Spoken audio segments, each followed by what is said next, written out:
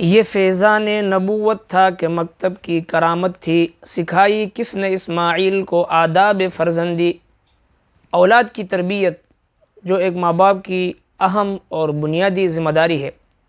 قرآن مجید فرقان حمید میں اللہ رب کائنات اپنے مقبول اور محبوب بندوں کی نشانی اور دعا ذکر فرماتے ہیں، اور اس دعا کے ذریعے سے ہم اپنے بچوں کو بہت ساری بیماریوں سے بچا سکتے ہیں، فرمانبردار اور اطاعت گزار، نیک اور صالح بنا سکتے ہیں، معذوریوں سے، بیماریوں سے، آفتوں سے بچا سکتے ہیں، اور اپنے اہل و عیال کو نیک اور صالح بنا کر ہم ان کی سرپرستی کر سکتے ہیں۔ وہ دعا سورہ فرقان آیت نمبر 74، ربنا هب لنا من ازواجنا وذریاتنا قرۃ اعین واجعلنا للمتقین اماما۔